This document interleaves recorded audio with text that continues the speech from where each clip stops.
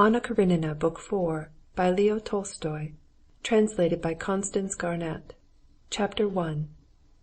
The Karenins, husband and wife, continued living in the same house, met every day, but were complete strangers to one another.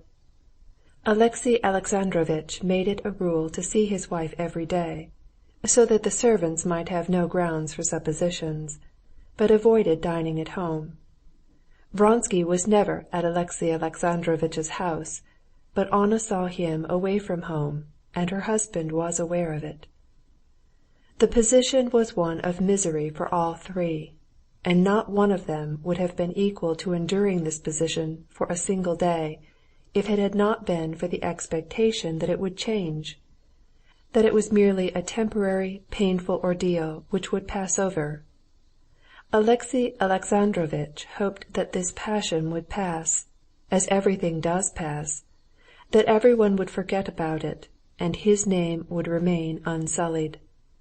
Anna, on whom the position depended, and for whom it was more miserable than for anyone, endured it because she not merely hoped, but firmly believed, that it would all very soon be settled and come right.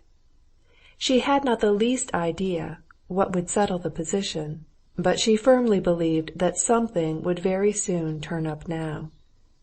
Vronsky, against his own will or wishes, followed her lead, hoped too that something, apart from his own action, would be sure to solve all difficulties.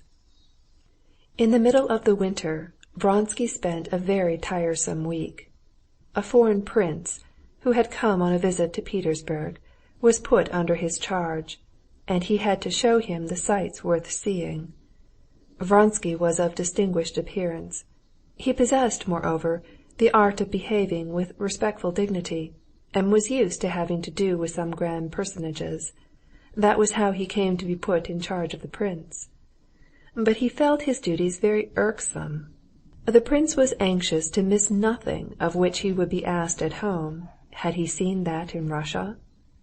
And on his own account he was anxious to enjoy to the utmost all Russian forms of amusement. Vronsky was obliged to be his guide in satisfying both these inclinations. The mornings they spent driving to look at places of interest. The evenings they passed enjoying the national entertainments. The prince rejoiced in health exceptional even among princes.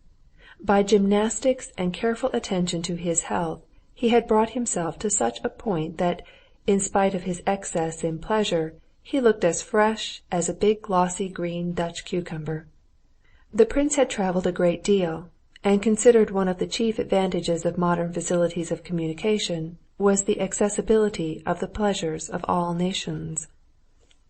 He had been in Spain, and there had indulged in serenades, and had made friends with a Spanish girl who played the mandolin. In Switzerland he had killed chamois. In England he had galloped in a red coat over hedges and killed 200 pheasants for a bet. In Turkey he had got into a harem. In India he had hunted on an elephant.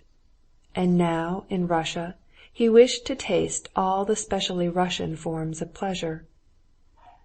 Vronsky, who was, as it were, chief master of the ceremonies to him, was at great pains to arrange all the Russian amusements suggested by various persons to the prince. They had race-horses, and Russian pancakes, and bear hunts, and three-horse sledges, and gypsies, and drinking feasts, with the Russian accompaniment of broken crockery. And the prince, with surprising ease, fell in with the Russian spirit, smashed trays full of crockery, sat with a gypsy girl on his knee, and seemed to be asking, "What more? And does the whole Russian spirit consist in just this?" In reality, of all the Russian entertainments the prince liked best French actresses and ballet dancers and white seal champagne.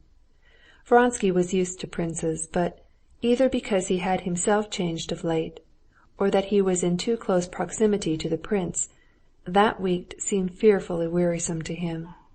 The whole of that week he experienced a sensation such as a man might have set in charge of a dangerous madman, afraid of the madman, and at the same time from being with him, fearing for his own reason. Vronsky was continually conscious of the necessity of never for a second relaxing the tone of stern official respectfulness, that he might not himself be insulted. The prince's manner of treating the very people who, to Vronsky's surprise, were ready to descend to any depths to provide him with Russian amusements, was contemptuous. His criticisms of Russian women, whom he wished to study, more than once made Vronsky crimson with indignation.